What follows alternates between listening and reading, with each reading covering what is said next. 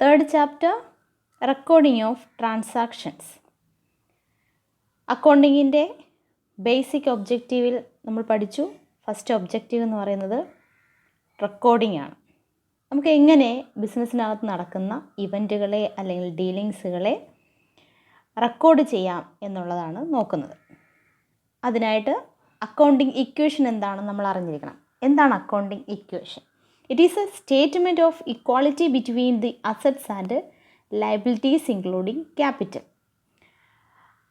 Equality between asset, liability and capital. അസറ്റും ലയബിലിറ്റീസും ക്യാപിറ്റലും ഈക്വലാകുന്ന ഒരു സ്റ്റേറ്റ്മെൻറ്റിനെയാണ് അക്കൗണ്ടിങ് ഇക്വേഷൻ എന്ന് പറയുന്നത്. ഇവിടെ asset is equal to liability plus capital. ലയബിലിറ്റീസും ക്യാപിറ്റൽ രണ്ടും ലയബിലിറ്റി തന്നെയാണ്. ക്യാപിറ്റൽ എന്ന് പറയുന്നത് നമ്മളെ സംബന്ധിച്ചിടത്തോളം ബാധ്യത തന്നെയാണ്. ലയബിലിറ്റിയും ക്യാപിറ്റലും എന്ന് പറയുന്നത് ഏതിന് തുല്യമാകണം? അസറ്റിന് തുല്യമാകണം. അതാണ് അക്കൗണ്ടിങ് ഇക്വേഷനിൽ പറയുന്നത്. അതിനുള്ളൊരു ഇക്വേഷൻ താഴെ പറയുന്നുണ്ട്. Asset is equal to equities. ക്യാപിറ്റലിനെ നമ്മൾ പറഞ്ഞു ഓണേഴ്സ് ഇക്വിറ്റി എന്നൊരു മറ്റൊരു പേര് കൂടി പറഞ്ഞു. അപ്പോൾ ലയബിലിറ്റീസിനെയും ക്യാപിറ്റലിനെയും കൂടെ നമുക്ക് ഒരുമിച്ച് പറയാം, ഇക്വിറ്റി എന്ന് പറയാം. അപ്പോൾ അസറ്റ് എന്തിന് തുല്യമാകണം? ഇക്വിറ്റീസിന് തുല്യമാകണം. Equities include both owners equity or capital and creditors equity or liability. അപ്പോൾ ക്യാപിറ്റലിനെ പറയുന്നത് ഓണേഴ്സ് ഇക്വിറ്റി എന്നും ലയബിലിറ്റീസിനെ പറയുന്നത് ക്രെഡിറ്റേഴ്സ് ഇക്വിറ്റി എന്നാണ്.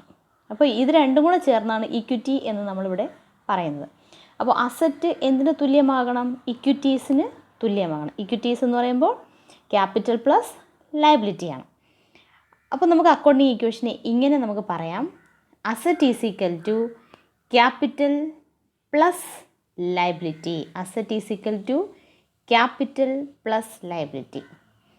അപ്പോൾ നമുക്കൊരു രണ്ട് ഭാഗങ്ങൾ എടുത്തു കഴിഞ്ഞാൽ, ഒരു ത്രാസിൻ്റെ രണ്ട് ഭാഗങ്ങൾ എടുത്തു കഴിഞ്ഞാൽ ഇവിടെ ലയബിലിറ്റിയും പ്ലസ് ക്യാപിറ്റൽ ആണെങ്കിൽ ഈ തട്ടിൽ എന്തായിരിക്കും? അസറ്റായിരിക്കും. അപ്പോൾ നമ്മുടെ ഇക്വേഷൻ അനുസരിച്ച് ലയബിലിറ്റി പ്ലസ് ക്യാപിറ്റൽ എന്ന് പറയുന്നത് തുല്യമായിരിക്കണം ഏതിന്? അസറ്റിന്.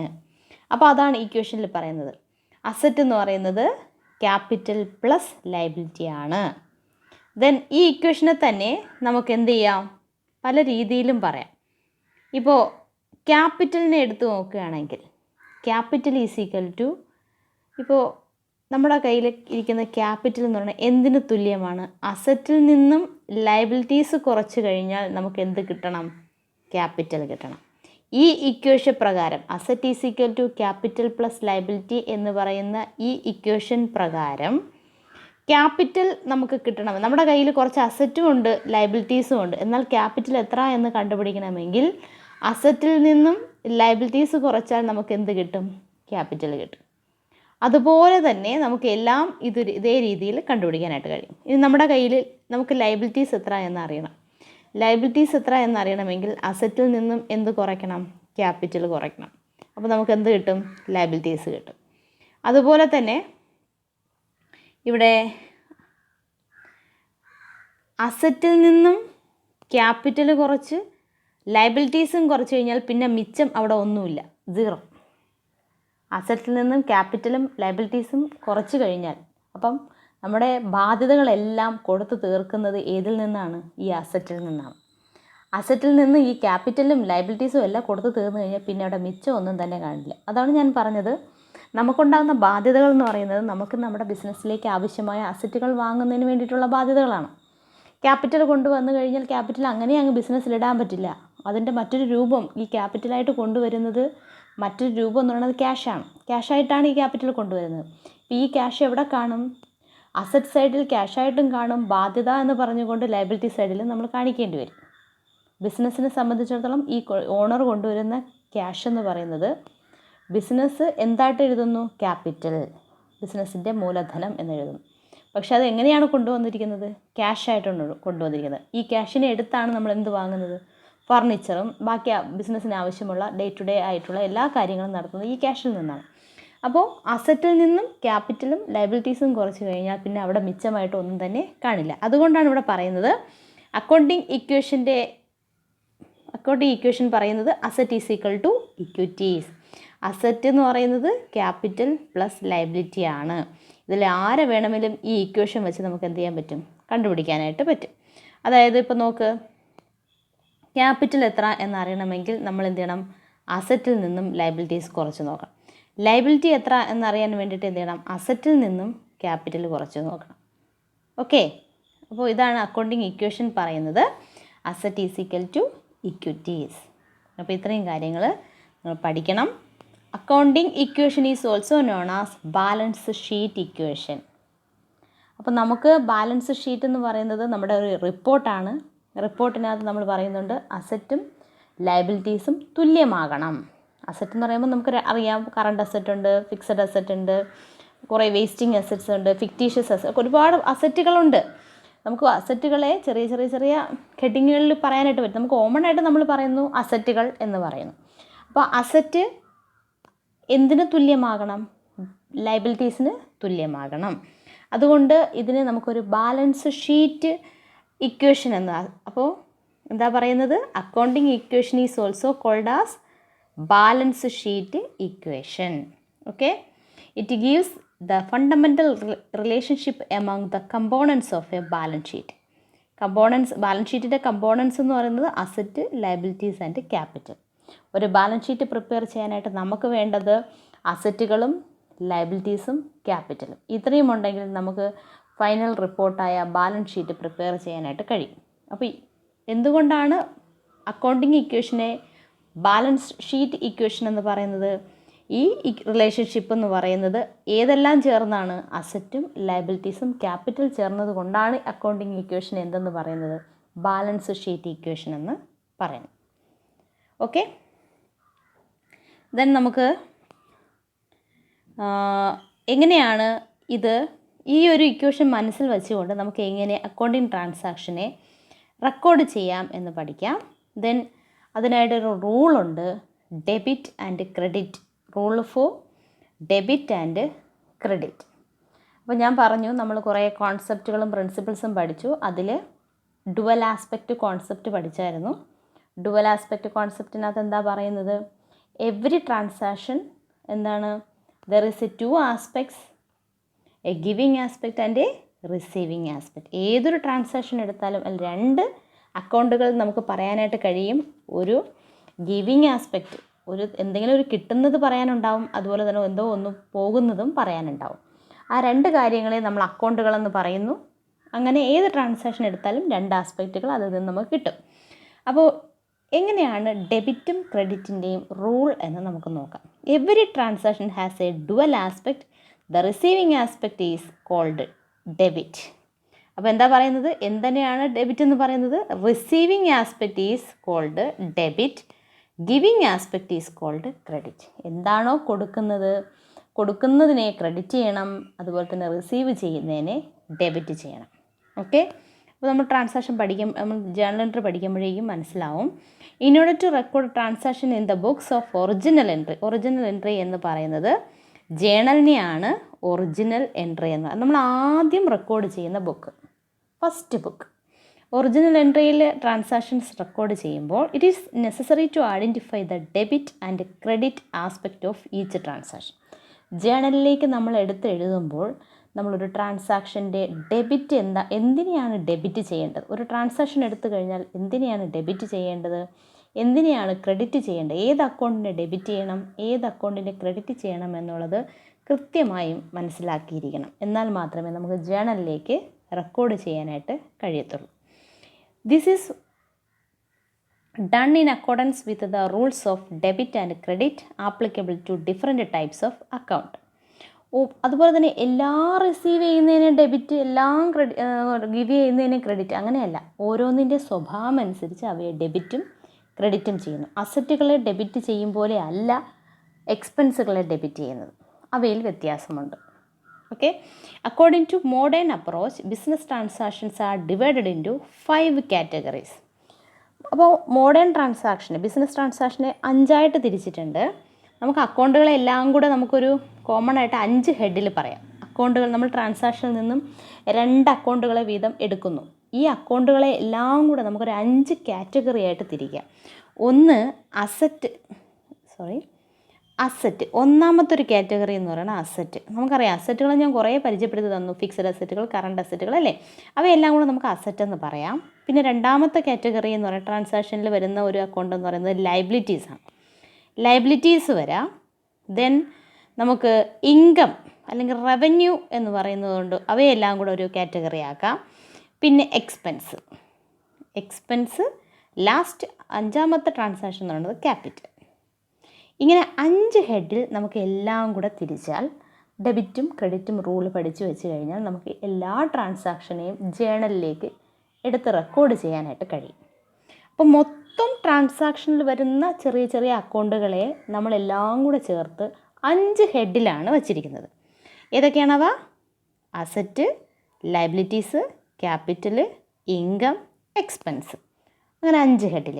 അപ്പോൾ ഇതിങ്ങനെ 5 ഹെഡിൽ തിരിച്ചു കഴിഞ്ഞാൽ ഒരു അക്കൗണ്ട് കിട്ടിക്കഴിഞ്ഞാൽ അവ ഏത് ഹെഡിൽ വരും എന്നുള്ളത് മനസ്സിലാക്കി കഴിഞ്ഞാൽ ആ കുട്ടിക്ക് അത് വന്നു കഴിഞ്ഞാൽ അത് അസറ്റാണെങ്കിൽ അസറ്റ് കൂടിക്കഴിഞ്ഞാൽ ബിസിനസ്സിലേക്ക് വന്നു കഴിഞ്ഞാൽ എന്ത് ചെയ്യണം, അത് ബിസിനസ്സിൽ നിന്ന് പോയാൽ മീൻസ് സോൾഡ് ചെയ്താൽ എന്ത് ചെയ്യണം, അത് കൃത്യമായി മനസ്സിലാക്കാനായിട്ട് കഴിയും. ഓക്കെ, അപ്പോൾ തരുന്ന കാര്യം അസറ്റാണോ അതോ നമുക്ക് കിട്ടിയിരിക്കുന്ന ട്രാൻസാക്ഷൻ അല്ലെങ്കിൽ അക്കൗണ്ട് എന്ന് പറയുന്നത് ലയബിലിറ്റി ആണോ, എക്സ്പെൻസ് ആണോ, ഇൻകം ആണോ എന്ന് കുട്ടി തിരിച്ചറിയാൻ മാത്രമാണ് ആ കുട്ടിയുടെ ആദ്യം ചെയ്യേണ്ടതെന്ന് പറയുന്നത്. മനസ്സിലായല്ലോ? ദെൻ കിട്ടിക്കഴിഞ്ഞാൽ നമുക്കൊരു ട്രാൻസാക്ഷൻ മനസ്സിലായി, 2 അക്കൗണ്ടുകൾ കിട്ടി, 2 അക്കൗണ്ടും അസറ്റാണെന്ന് മനസ്സിലായി. ഫോർ എക്സാമ്പിൾ ഒരു ട്രാൻസാക്ഷൻ ഞാൻ പറയാം. Purchased furniture for cash. ക്യാഷിന് ഫർണിച്ചർ വാങ്ങിച്ചു, ബിസിനസ്സിലേക്ക് വാങ്ങിച്ചു. അപ്പോൾ ഈ ട്രാൻസാക്ഷനിലെ 2 ആസ്പെക്റ്റുകൾ എടുക്കുകയാണ്. ഒന്ന് പർച്ചേസ്ഡ് മെഷീനറി, ഒരു അസറ്റ് ഉണ്ടെങ്കിൽ ആ അസറ്റിൻ്റെ പേരെടുക്കണം. മെഷീനറിയാണ് വാങ്ങിച്ചിരിക്കുന്നത്. എന്ത് കൊടുത്ത്? ക്യാഷ് കൊടുത്തു. ക്യാഷ് പോയിട്ട് പകരം അവിടെ എന്ത് വന്നു? മെഷീനറി വന്നു. അപ്പോൾ നമുക്കൊരു റിസീവിങ് ആസ്പെക്റ്റ് എന്ന് പറയുന്നത് മെഷീനറിയാണ്, മെഷീനറി അസറ്റാണ്. ഓക്കെ, ദെൻ പോയത് ഗിവിങ് ആസ്പെക്റ്റ് എന്ന് പറയുന്നത് എന്താണ്? ക്യാഷാണ്. ക്യാഷും നമ്മളെ സംബന്ധിച്ചുള്ള എന്താണ്? അസറ്റ് തന്നെയാണ്. അപ്പോൾ 2 അക്കൗണ്ടുകൾ, ഒന്ന് മെഷീനറി മറ്റൊന്ന് ക്യാഷ്. ഈ 2 അക്കൗണ്ടുകളും എന്താണെന്ന് മനസ്സിലാക്കി? അസറ്റാണെന്ന് മനസ്സിലാക്കി. അങ്ങനെയാണെങ്കിൽ എങ്ങനെ ജേണൽ എൻട്രി എഴുതാം, ജേണലിലേക്ക് എങ്ങനെ റെക്കോർഡ് ചെയ്യാം?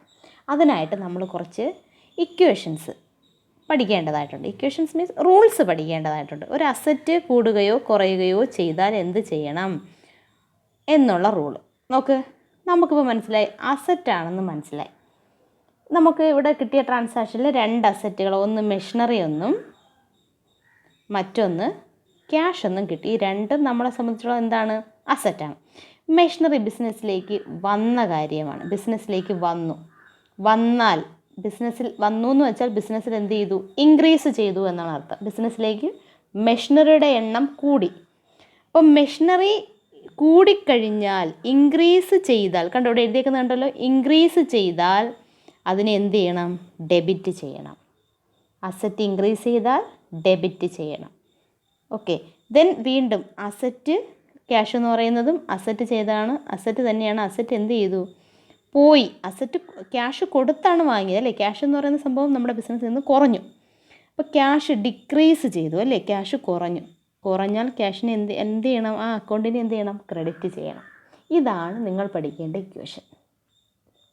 റൂള് പഠിക്കണം. അസറ്റ് കൂടിയാൽ എന്ത് ചെയ്യണം? അസറ്റ് ബിസിനസ്സിലേക്ക് വന്നാൽ എന്ത് ചെയ്യണം? അസറ്റ് ബിസിനസ്സിൽ നിന്ന് പോയാൽ എന്ത് ചെയ്യണം? അപ്പം നിങ്ങൾ ആദ്യം ചെയ്യേണ്ടത്, ഒരു ട്രാൻസാക്ഷൻ കിട്ടിക്കഴിഞ്ഞാൽ ആദ്യം അതിലെ 2 ആസ്പെക്റ്റുകളെ കണ്ടുപിടിക്കുക. ആ 2 ആസ്പെക്റ്റും ഏത് കാറ്റഗറിയിൽ വരും, ഈ 5 ഹെഡിനുള്ളിൽ ഏതിനുള്ളിൽ വരും എന്നുള്ളത് മനസ്സിലാക്കുക. 5 ഹെഡിനകത്ത് ഏതിൽ വരും, ഏത് കാറ്റഗറിയിൽ വരും? 2ഉം 2 കാറ്റഗറിയിൽ വരാം. ചിലപ്പോൾ ഒന്ന് അസറ്റും മറ്റൊന്ന് ക്യാപിറ്റലും ആയിരിക്കാം 2 ഹെഡിൽ വരുന്നത്. അങ്ങനെ വരുന്ന സാഹചര്യത്തിൽ അവയുടെ സ്വഭാവം അനുസരിച്ച് ഇങ്ങോട്ട് വന്നോ അതോ അങ്ങോട്ട് പോയോ എന്നുള്ളത് നോക്കി വേണം അവയെ ഡെബിറ്റ് ചെയ്യാനും ക്രെഡിറ്റ് ചെയ്യാനും. അപ്പോൾ ഇവിടെ നിങ്ങൾ നോക്കേണ്ടത്, ഇപ്പോൾ അസറ്റ് ആണെങ്കിൽ അസറ്റ് ബിസിനസ്സിലേക്ക് വരുമ്പോഴാണ് ഇൻക്രീസ് എന്ന് കാണിക്കുന്നത്. ഇൻക്രീസ് ചെയ്യുന്നത് ബിസിനസ്സിലേക്ക് വരുമ്പോഴാണ് ഇൻക്രീസ് ചെയ്യുന്നത്. അപ്പോൾ അതിനെ എന്ത് ചെയ്യണം? ഡെബിറ്റ് ചെയ്യണം. ബിസിനസ്സിൽ നിന്ന് പോകുമ്പോഴാണ് ഡിക്രീസ് ആവുന്നത്. ഡിക്രീസ് ചെയ്യുകയാണെന്നുണ്ടെങ്കിൽ അതിനെന്ത് ചെയ്യണം? ക്രെഡിറ്റ് ചെയ്യണം. അതുപോലെ നമുക്ക് നോക്കാം ക്യാപിറ്റൽ ബിസിനസ്സിലേക്ക് വരികയാണ് ചെയ്യുന്നത് അല്ലേ, എന്തിൻ്റെ രൂപത്തിൽ, ക്യാഷിൻ്റെ രൂപത്തിൽ വരികയാണ് ചെയ്യുന്നത്.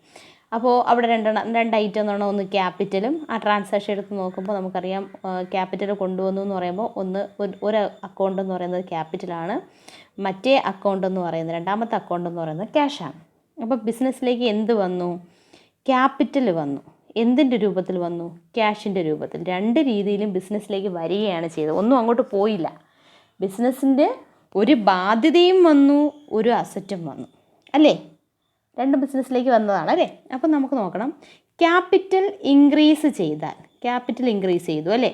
ക്യാപിറ്റൽ ഇൻക്രീസ് ചെയ്താൽ എന്ത് ചെയ്യണം, ക്രെഡിറ്റ് ചെയ്യണം. കാണിച്ചേക്കുന്നുണ്ടോ, ക്യാപിറ്റൽ എന്ത് ചെയ്തു, ഇൻക്രീസ് ചെയ്താൽ എന്ത് ചെയ്യണം, ക്രെഡിറ്റ് ചെയ്യണം. ക്യാഷ് ഇൻക്രീസ് ചെയ്താൽ എന്ത് ചെയ്യണം, ക്യാഷ് എന്ന് പറയുന്നത് നമുക്കറിയാം അസറ്റാണ്, അസറ്റ് ഇൻക്രീസ് ചെയ്താൽ എന്ത് ചെയ്യണം, ഡെബിറ്റ് ചെയ്യണം. അസറ്റ് ഇൻക്രീസ് ചെയ്താൽ ഡെബിറ്റ് ചെയ്യണം. ഇങ്ങനെ രണ്ട് അക്കൗണ്ടുകളുണ്ടെങ്കിൽ രണ്ട് അക്കൗണ്ടും ഏതിൻ്റെ കീഴിൽ വരുന്നു എന്ന് നോക്കണം. അസറ്റാണ് ഈ പറയുന്ന 5 ഹെഡിൻ്റെ ഏത് ഹെഡിൽ വരുന്നു എന്ന് നോക്കി വേണം അവ ഇൻക്രീസ് ചെയ്തോ ഡിക്രീസ് ചെയ്തോ നോക്കി ഡെബിറ്റ് ആണോ ക്രെഡിറ്റ് ആണോ ചെയ്യേണ്ടതെന്ന് മനസ്സിലാക്കേണ്ടത്. ഓക്കെ, അപ്പോൾ അസറ്റ് ഇൻക്രീസ് ചെയ്താൽ ഡെബിറ്റ് ചെയ്യണം, അസറ്റ് ഡിക്രീസ് ചെയ്താൽ ക്രെഡിറ്റ് ചെയ്യണം. ഇൻക്രീസും ഡിക്രീസും എന്താണെന്ന് മനസ്സിലായല്ലോ. ബിസിനസ്സിലേക്ക് അസറ്റിൻ്റെ രൂപത്തിലുള്ള എന്തെങ്കിലും ബിസിനസ്സിലേക്ക് വന്നാൽ അതിനെ എന്ത് ചെയ്യണം, ഡെബിറ്റ് ചെയ്യണം. എന്താണ് ഡെബിറ്റ് ക്രെഡിറ്റ്, എന്ത് ചെയ്യണം എന്നുള്ളത് ഞാൻ ഈ പറഞ്ഞു തരാം. ഡെബിറ്റ് ചെയ്യണം എന്ന് പഠിക്കുക. ദെൻ എന്താണ്, ബിസിനസ്സിലേക്ക് അസറ്റിൻ്റെ രൂപത്തിലുള്ള എന്തെങ്കിലും ഇങ്ങോട്ട് വന്നു കഴിഞ്ഞാൽ അതിനെ ഇൻക്രീസ് ആണ്, അപ്പോൾ അതിനെ ഡെബിറ്റ് ചെയ്യണം. ബിസിനസ്സിൽ നിന്നും അസറ്റിൻ്റെ രൂപത്തിലുള്ള എന്തെങ്കിലും പോയാൽ, നമ്മുടെ ബിസിനസ്സിൽ നിന്ന് നമ്മൾ കൊടുക്കുകയാണെങ്കിൽ അതിനെ എന്ത് വേണം, ക്രെഡിറ്റ് ചെയ്യണം. ദെൻ ക്യാപിറ്റൽ എന്ന് പറയുന്നത് നമുക്കറിയാം ലയബിലിറ്റിയാണ്. ലയബിലിറ്റി കുറഞ്ഞാൽ ഡെബിറ്റ് ചെയ്യണം, കൂടിയാൽ ബിസിനസ്സിലേക്ക് വന്നാൽ അതിനെന്ത് ചെയ്യണം, ക്രെഡിറ്റ് ചെയ്യണം. ദെൻ ലയബിലിറ്റി അതുപോലെ തന്നെയായിരിക്കും, ക്യാപിറ്റലും ലയബിലിറ്റിയും ഒരേ, നമുക്കറിയാം രണ്ടും ബാധ്യത തന്നെയാണ്. അതുപോലെ തന്നെ ഡെബിറ്റ് ചെയ്യണം, അതുപോലെ ഇൻക്രീസ് ചെയ്ത് കഴിഞ്ഞാൽ ലയബിലിറ്റി ഇൻക്രീസ് ചെയ്ത് കഴിഞ്ഞാൽ ക്രെഡിറ്റ് ചെയ്യണം. ഇൻകം ബിസിനസ്സിൽ കൂടിക്കഴിഞ്ഞാൽ കൂടിക്കഴിഞ്ഞാൽ ക്രെഡിറ്റ് ചെയ്യണം, കുറഞ്ഞു കഴിഞ്ഞാൽ ഡെബിറ്റ് ചെയ്യണം. മനസ്സിലാവുന്നുണ്ടോ? ബിസിനസ്സിലേക്ക് ഇൻകം വന്നു കഴിഞ്ഞാൽ അതിനെ ക്രെഡിറ്റ് ചെയ്യണം.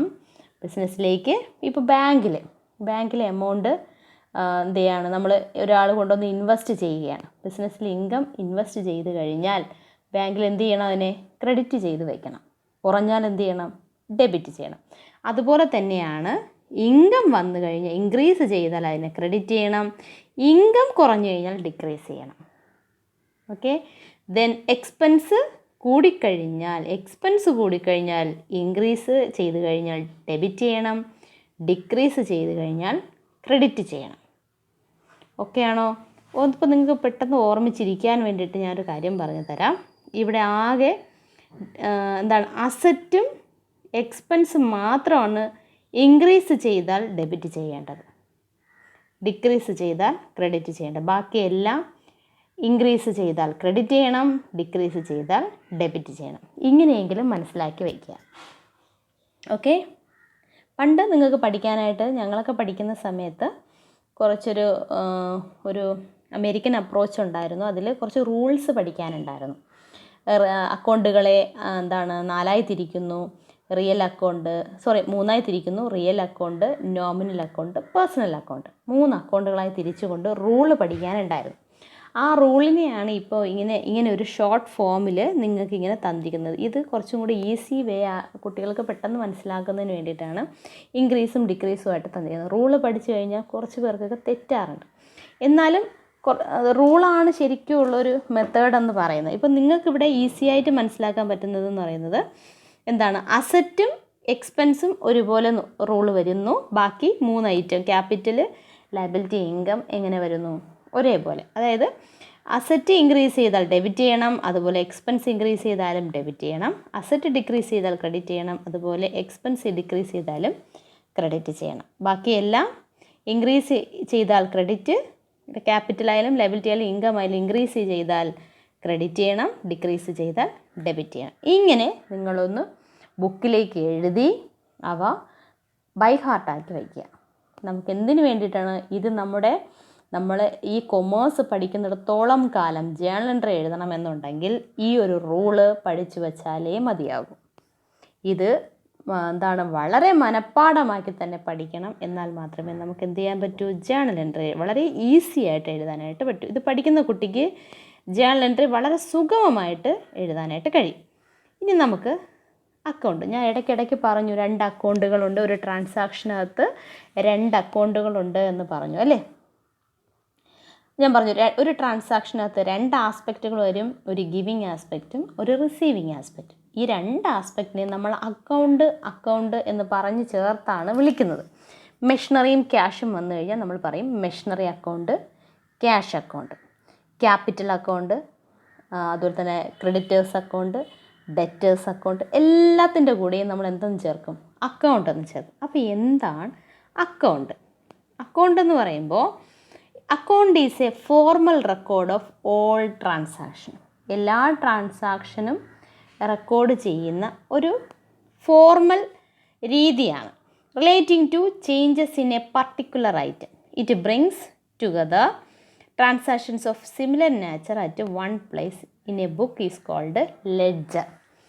അതായത് നമ്മളൊരു അക്കൗണ്ടിൻ്റെ ഫോർമാറ്റ് ഇവിടെ പറയുന്നുണ്ട്, നോക്കിക്കേ. ഇതാണ് ഒരു അക്കൗണ്ടിൻ്റെ ഫോർമാറ്റ്.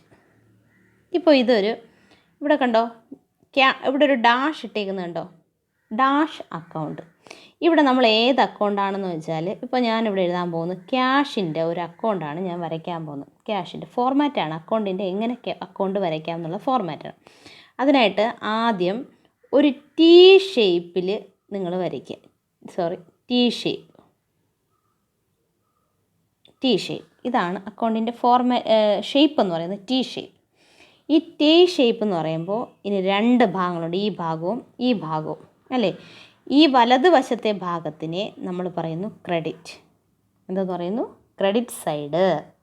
വലതുവശം credit side. അതുപോലെ ഇടതുവശത്തിനെ പറയുന്നു ഡെബിറ്റ്. ഇടതുവശം ഡെബിറ്റ്. ഒരു ട്രാൻസാക്ഷൻ ഇപ്പോൾ ക്യാഷിനെ ഡെബിറ്റ് ചെയ്യണോ ക്രെഡിറ്റ് ചെയ്യണോ എന്നൊക്കെ നമ്മൾ മനസ്സിലാക്കിയല്ലോ.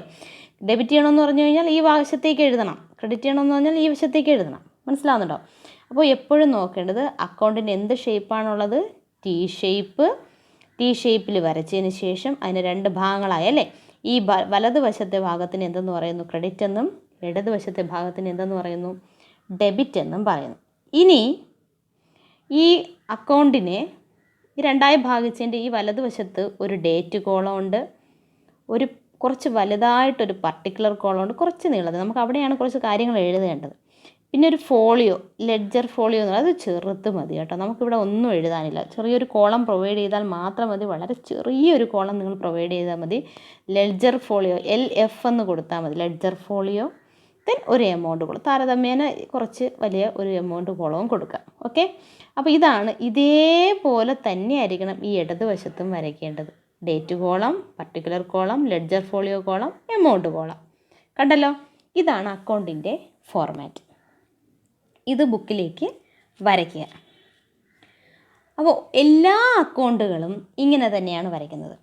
ഇനി നമുക്കൊരു ഒരു 8 അല്ലെങ്കിൽ 5 ട്രാൻസാക്ഷൻ ബിസിനസ്സിൽ നടന്നു എന്ന് വിചാരിക്കുക. 5 ട്രാൻസാക്ഷൻ എന്ന് പറയുമ്പോൾ പർച്ചേസ്ഡ് ഫർണിച്ചർ, സോൾഡ് ഫർണിച്ചർ, എന്താണ് ഇൻട്രൊഡ്യൂസ്ഡ് ക്യാപിറ്റൽ, അങ്ങനെ തുടങ്ങിയ ഒരു 5 ട്രാൻസാക്ഷൻ ബിസിനസ് സംഭവിച്ചു എന്ന് വിചാരിക്കുക.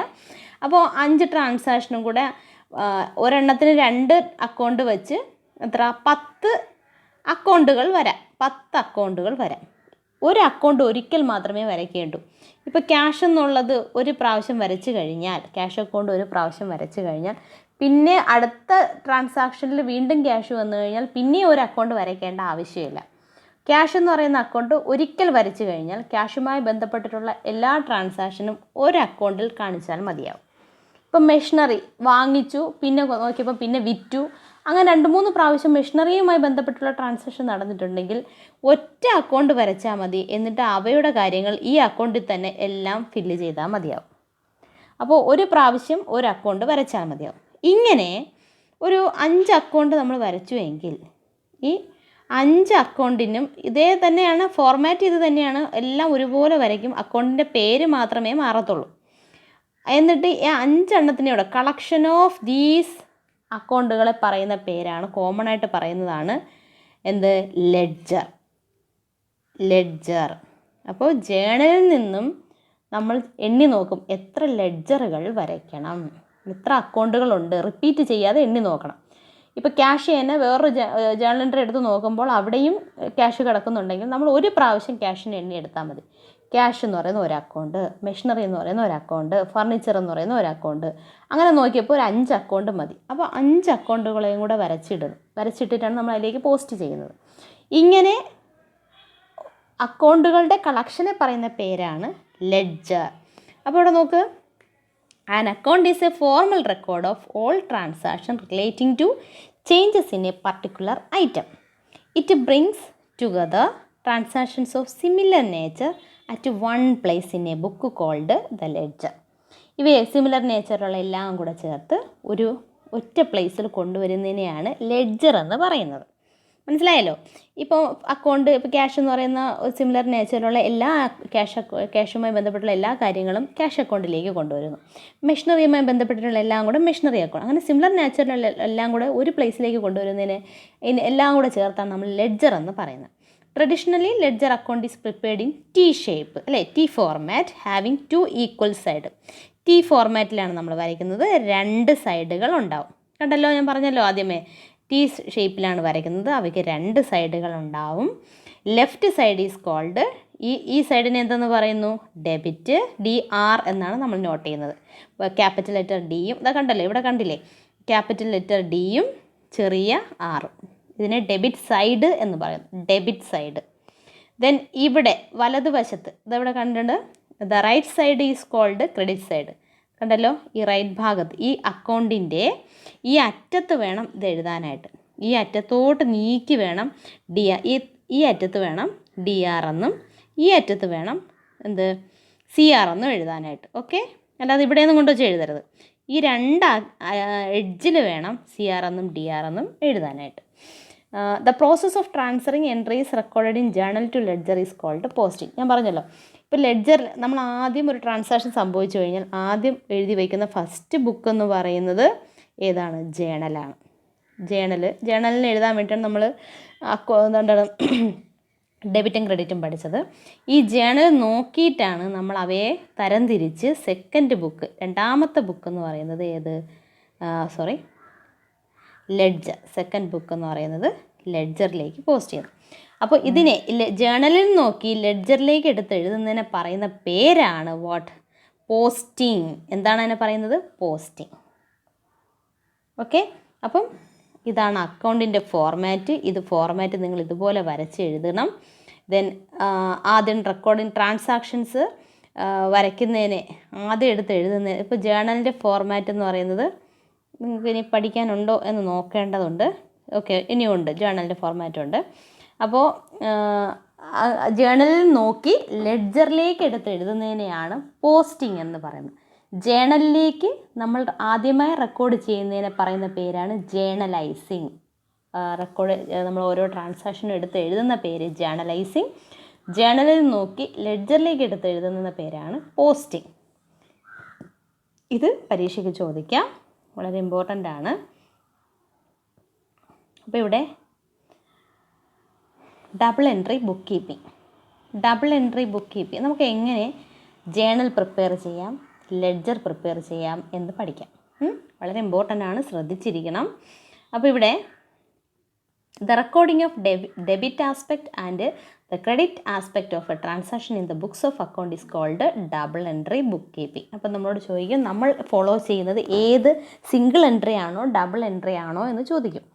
അപ്പോൾ നമ്മൾ വളരെ സിസ്റ്റമാറ്റിക്കായിട്ടാണ് പോകുന്നതെങ്കിൽ നമ്മൾ കീപ്പ് ചെയ്യുന്നത് ഡബിൾ എൻട്രി സിസ്റ്റം. ഒരു ട്രാൻസാക്ഷൻ എടുത്തു കഴിഞ്ഞാൽ അതിൽ 2 ആസ്പെക്റ്റ് എടുത്താണ് നമ്മൾ എൻട്രി ചെയ്യുന്നതെങ്കിൽ അതിനെ ഡബിൾ എൻട്രി സിസ്റ്റം എന്നാണ് പറയുന്നത്. സിംഗിൾ എൻട്രി എന്താണെന്ന് വെച്ചാൽ, ഇപ്പോൾ സിസ്റ്റമാറ്റിക് ആയിട്ടൊന്നുമല്ല. ഇപ്പോൾ ഞാനൊരു കട തുടങ്ങുന്നു, ഞാൻ എഴുതി വെച്ചു 100 രൂപ വന്നു, ക്യാഷ് 100 കിട്ടി എന്ന് എഴുതി വെച്ചു. ആരിൽ നിന്ന് കിട്ടിയെന്നോ, എങ്ങനെ കിട്ടിയാണോ, വിറ്റതാണോ, എവിടെ നിന്നെങ്കിലും കടം കിട്ടിയതാണോ, ആ വക കാര്യങ്ങളൊന്നും എഴുതുന്നില്ല. ക്യാഷ് കിട്ടി എന്ന് എഴുതി വയ്ക്കുന്നു. അത് സിംഗിൾ എൻട്രി. 2 ആസ്പെക്റ്റ് ഇല്ലാതെ ഒറ്റ ആസ്പെക്റ്റ് മാത്രം എഴുതുന്നതിനെ സിംഗിൾ എൻട്രി എന്നും, ഡബിൾ എൻട്രി എന്ന് പറഞ്ഞാൽ എങ്ങനെ എന്താണോ ഇങ്ങോട്ട് വന്നത്, എന്താണ് അങ്ങോട്ട് പോയത് എന്നുള്ള കാര്യങ്ങൾ വ്യക്തമായും എഴുതുന്നുണ്ടെങ്കിൽ അവയാണ് ഡബിൾ എൻട്രി ബുക്ക് കീപ്പിംഗ് എന്ന് പറയുന്നത്. അപ്പോൾ നമ്മൾ ഫോളോ ചെയ്യുന്നത് ഏതാണ്? ഡബിൾ എൻട്രി ബുക്ക് കീപ്പിംഗ് ആണ്. In this system every transaction affect at least 2 account. ഞാൻ പറഞ്ഞല്ലോ, ഓരോ ട്രാൻസാക്ഷനും മിനിമം എത്ര അക്കൗണ്ട് കാണും? മിനിമം എന്നല്ല, ഏതൊരു ട്രാൻസാക്ഷൻ എടുത്താലും അതിൽ 2 അക്കൗണ്ടുകൾ, 2 accounts of each and every transaction has at least 2 aspect, A receiving aspect and A giving aspect. Understood? അത് കഴിഞ്ഞിട്ട് പിന്നെ നമ്മൾ നോക്കേണ്ടത് ബുക്ക് കീപ്പിംഗ് ആണ്. ബുക്ക് കീപ്പിംഗ് എന്ന് വെച്ചാൽ keeping the books of account in A systematic manor. എന്താണ് ബുക്ക് കീപ്പിംഗ്? സിസ്റ്റമാറ്റിക് മാനറിൽ റെക്കോർഡ് ചെയ്ത് അക്കൗണ്ടുകളെ ബുക്സ് രൂപത്തിൽ കീപ്പ് ചെയ്യുന്നതിനെയാണ് ബുക്ക് കീപ്പിംഗ് എന്ന് പറയുന്നത്. Books of accounts in A systematic manor.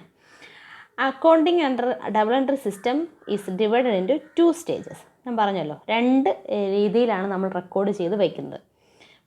Double entry system അനുസരിച്ച് നമ്മൾ 2 രീതിയിൽ റെക്കോർഡ് ചെയ്യുന്നു. ഒന്ന് preparation of journal, preparation of ledger.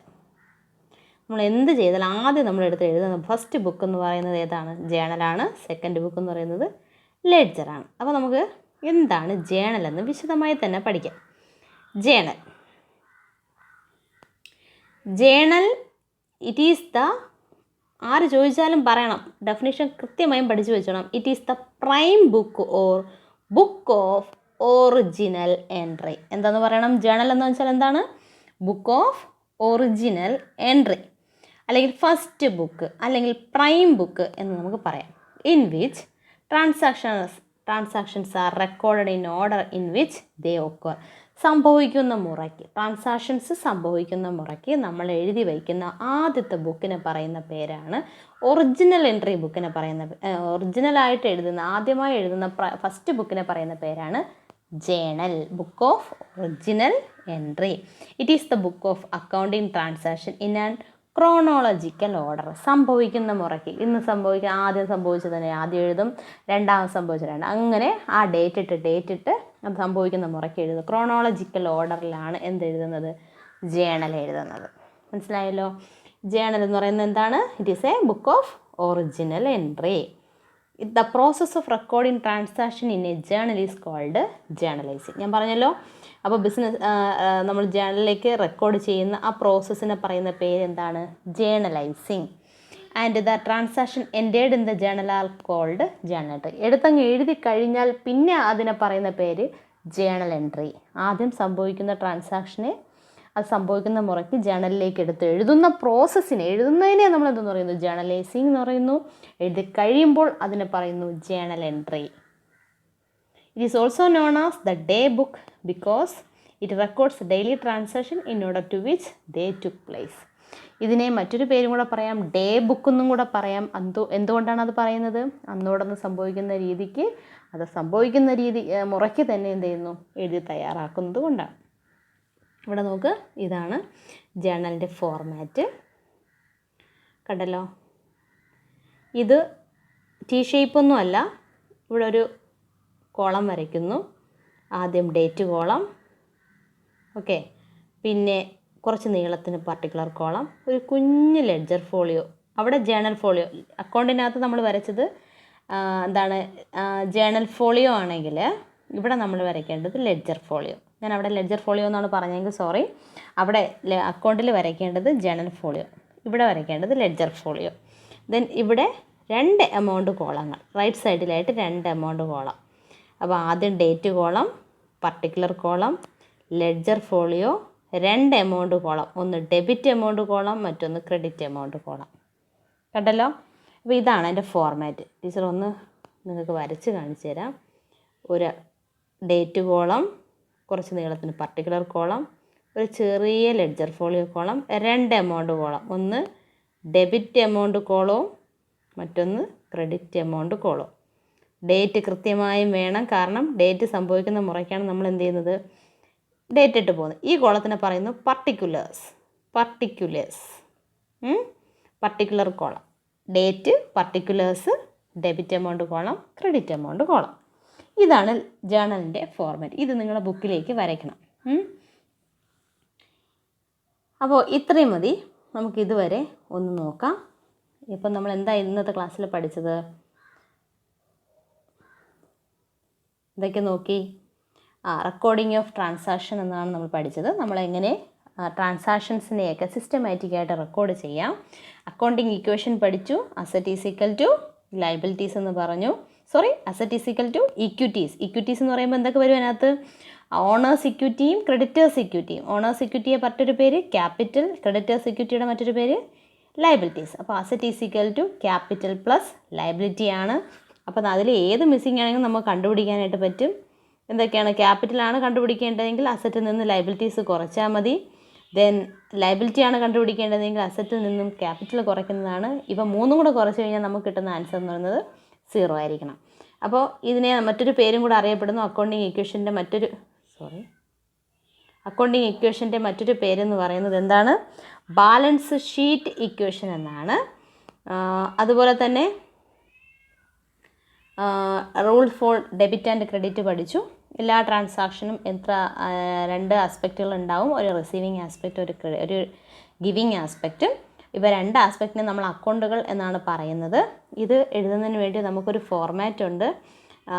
ഫോർമാറ്റിൽ നമ്മൾ കുറച്ച് ഇക്വേഷൻസ്, ഇവയെ ട്രാൻസാക്ഷനെ എല്ലാം കൂടെ നമ്മളൊരു 5 ഹെഡിൽ പറയുന്നുണ്ട് അല്ലേ? Asset, liabilities, capital, income, expense. ഇതിവ ഓരോ ഏത് ഹെഡിൽ വരും എന്ന് അറിഞ്ഞു കഴിഞ്ഞാൽ അവ ഇൻക്രീസ് ചെയ്താലും ഡിക്രീസ് ചെയ്താലും ഡെബിറ്റ് ചെയ്യണോ ക്രെഡിറ്റ് ചെയ്യണോ എന്ന് മനസ്സിലാക്കാനായിട്ട് പറ്റും. ഇത് വളരെ കൃത്യമായും ഈ ഒരു റൂള് നിങ്ങൾ പഠിച്ചിരിക്കണം. അസറ്റ് ഇൻക്രീസ് ചെയ്താൽ ഡെബിറ്റ് ചെയ്യണം, അസറ്റ് ഡിക്രീസ് ചെയ്താൽ ക്രെഡിറ്റ് ചെയ്യണം, ക്യാപിറ്റൽ ഡിക്രീസ് ചെയ്താൽ ഡെബിറ്റ് ചെയ്യണം, ക്യാപിറ്റൽ ഇൻക്രീസ് ചെയ്താൽ ക്രെഡിറ്റ് ചെയ്യണം. അങ്ങനെ ഇൻക്രീസും ഡിക്രീസും നിങ്ങൾ എന്ത് ചെയ്യുക? ഓരോ ഐറ്റത്തിൻ്റെയും എന്ത് ഡെബിറ്റ് ചെയ്യണം, എന്ത് ക്രെഡിറ്റ് ചെയ്യണം എന്നുള്ളത് പഠിക്കണം. അക്കൗണ്ട് എന്ന് വെച്ചാൽ എന്താണ്?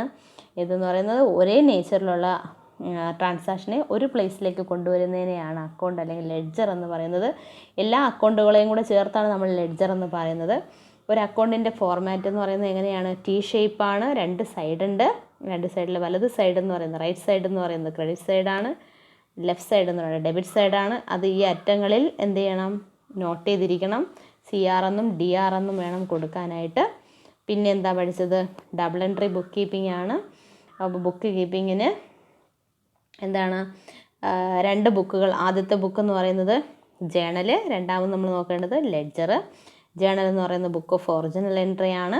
ഇതെന്ത് ചെയ്യണം? ഇതെങ്ങനെ സംഭവിക്കുന്ന മുറയ്ക്കാണ് ഇത് എഴുതി വയ്ക്കുന്നത്. ഡേറ്റ് ഇട്ടിട്ട് നമ്മൾ എന്ത് ചെയ്യുന്നു? ഓരോന്ന് സംഭവിക്കുന്ന മുറയ്ക്ക് എഴുതുന്നു. ഇതിലേക്ക് എഴുതുന്ന പ്രോസസ്സിനെ പറയുന്ന പേരാണ്, റെക്കോർഡ് ചെയ്യുന്ന പ്രോസസ്സിനെ പറയുന്ന പേരാണ് ജേണലൈസിങ്.